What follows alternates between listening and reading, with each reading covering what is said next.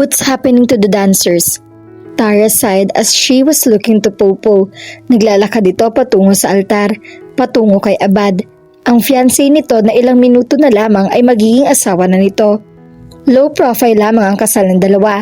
Kakaunti lamang silang imbitado, ngunit may tuturing pa ring isang selebrasyon. Nakagaw ng bride, maging silang mga secondary sponsors at bridesmaids. Hindi pa man ay nagpaparinig na si Popo sa kanila na hindi na maaari dito ang dating sistema nilang masyadong maraming gigs. She said she wanted to be with her husband all the time. Hindi naman magiging problema rito ang pera sapagkat nakapagpatayo na ito ng sariling negosyo. Isa pa, sobra-sobra na rin ang kinita nila. Maging ang bokablista ng kanilang grupo ay kasal na rin. Unti-unti na silang nalalaga sa grupo. Alam niyang marami rin ng mga miyembro ng isang banda na kahit mga may asawa na ay buo pa rin. Alam niyang malaki pa rin ang magiging epekto sa kanilang grupo ng pag-aasawa.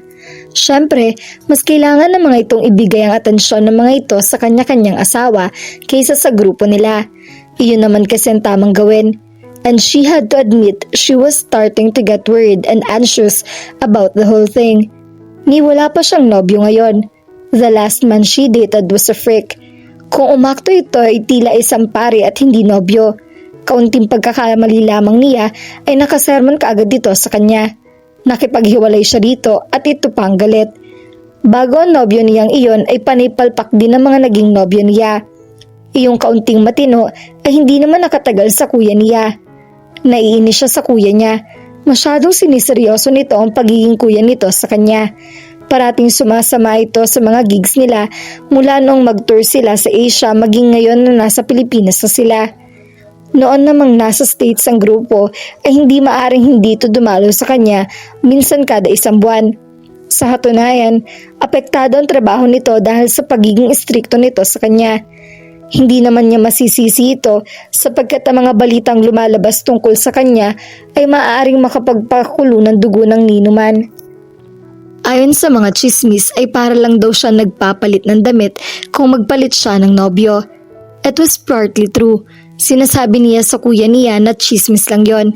Kahit kailan din ay hindi siya umamin sa live or recorded interviews. Kung hindi ay lalo siyang nalagot sa kuya niya.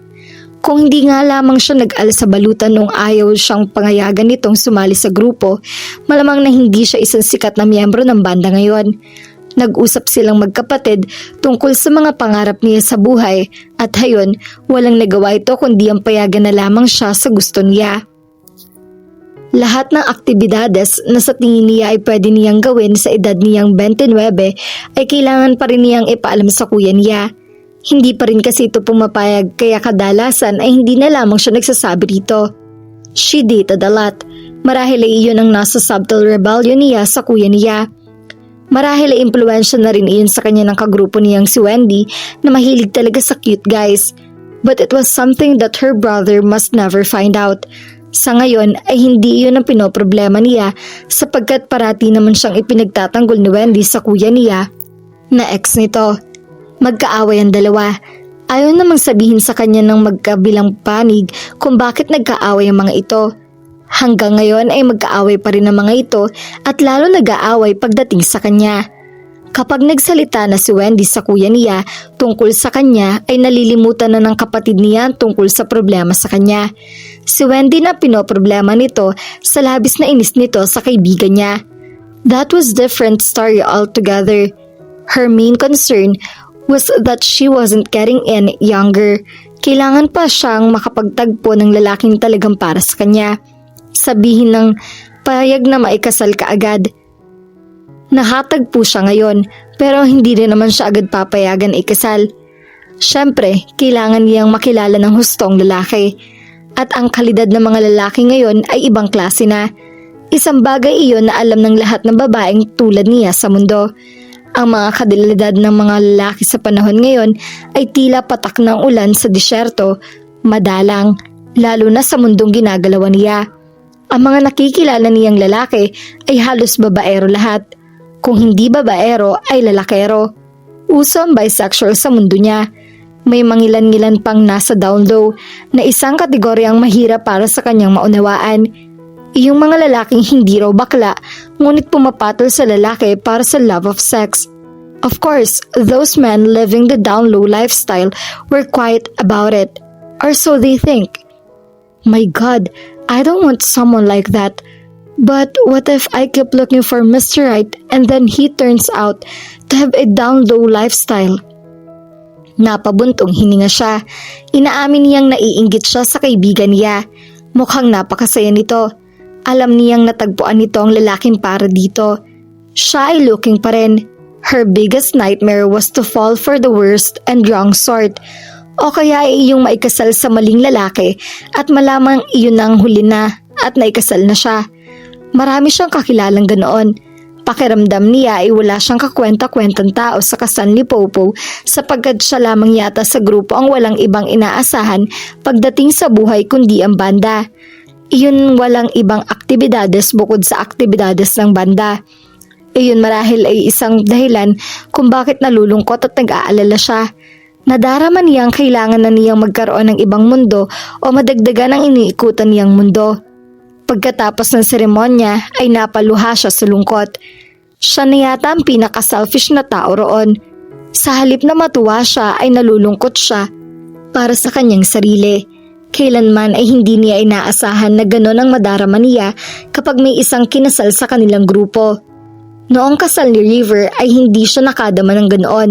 Marahil ay dahil naisip niyang mas marami pa silang walang asawa sa grupo.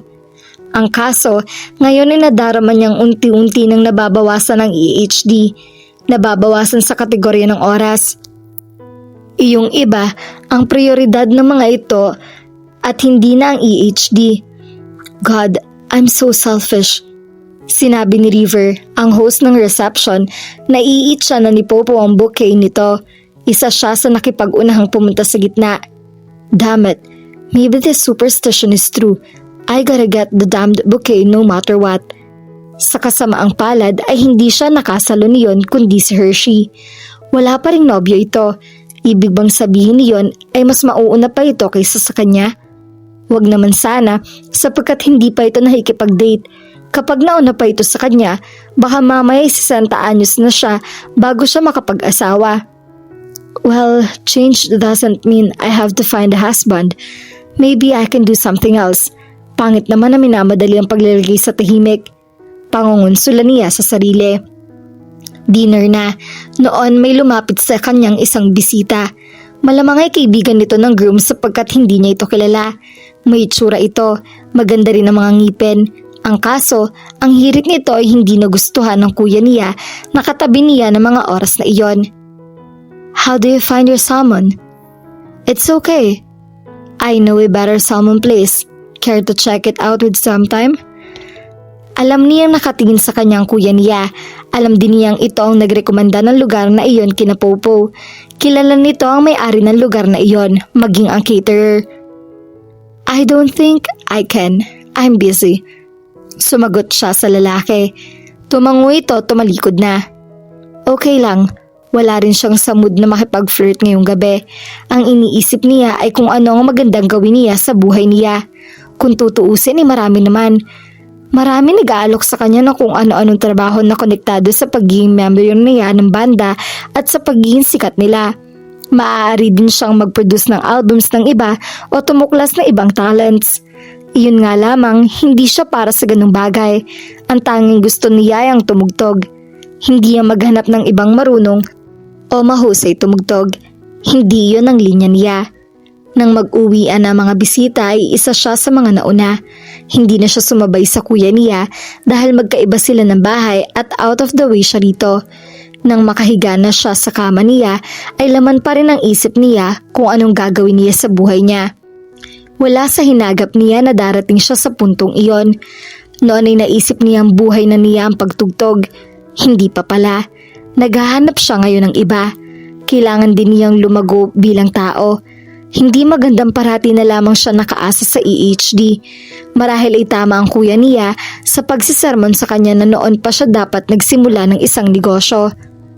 Ang katwiran kasi niya ay hindi siya business person. Ayaw niyang tutok siya sa iisang bagay na kain ng oras niya. Iba ang ADHD, iba ang negosyo. Enjoy na enjoy siya sa pagtugtog. Marahil ay hindi siya mag-e-enjoy sa pagninegosyo. Isang pulis noon ang kuya niya, ngunit nang madismaya ito sa sistema ng gobyerno ay nagpa siya itong magtayo na lamang ng isang security and surveillance agency. Lalong naging praning tuloy ito dahil sa dami ng misis na lumalapit dito upang paimbestigahan ng mga mister ng mga iyon. Mula siya sa may kayang pamilya. Kaklase niya sina Popo noong kolehiyo at naisipan niyang bumuo ng banda. Nang dumating sa kanilang landas si River ay nagbago ang takbo ng kanilang career. Bukod sa kanyang kapatid at ama ay wala pa siya nakilalang taong kasing husay ni River sa diskarte. River was able to take EHD to places they used to only dreamed about, places maybe they would not see anymore soon. It really was so sad. Paano na siya kapag nag-asawa na ang kumag na yon? Ang mga magulang nila ay matagal nang pumanaw. Ang tanging malapit na kamag-anak niya sa mundo ay ang kuya niya. Siyempre, makakatagpo rin ito ng asawa balang araw. Nakatulugan na niya ang pagsasentimento sa mga bagay na iyon. Nang magising siya ay nakatanggap siya ng tawag mula sa isang kaibigan niyang nagtatrabaho sa isang TV network. "You want me to what?" Nagising yata siya sa sinabi nito. "Be part of our new reality show." Nauutal na sabi nito. "What am I going to do? Play?" Tumawa ito. "No, you are going to be a star but there's absolutely no acting involved. Ikaw ang kukunin naming bida sa challenge." In short, ako ang pakakainin niyo ng palaka, buwaya o daga? No, hindi naman ito ganong reality show. Meet me today if you're not too busy. I have talked with your manager. Ang sabi niya, may 1 month vacation daw kayo dahil ikinasal si Popo. Hindi na siya nagtaka na noon lamang siya tinawagan nito. Alam na niyang iba ang sistema ng TV show sa Pilipinas at Amerika. Ang mga lokal na programa sa Pilipinas ay kadalasang madalian kung planuhin. Kinatagpo nga niya ang kanyang kaibigan at ipinaliwanag nito sa kanya ang konsepto ng reality show. Kaya isa siya sa pinagpipilian ay dahil una sa popularidad niya. Pangalawa, alam ng lahat na ayaw niya ng farm life dahil sa interview niya sa Pepper na sold out. Kumukuha mga ito ng sikat na personalidad na ayaw ng isang klase ng buhay at ang iyon ang papagawa sa mga iyon. How long do I have to live in the farm? A month. I would have to arrange my schedule with my manager. I will take care of that. Nakausap ko na nga siya. Kung papayag kang araw, walang problema sa schedule mo. Siguro tinatawagan ka na niya ngayon. Naka-silent mode ang cellphone niya.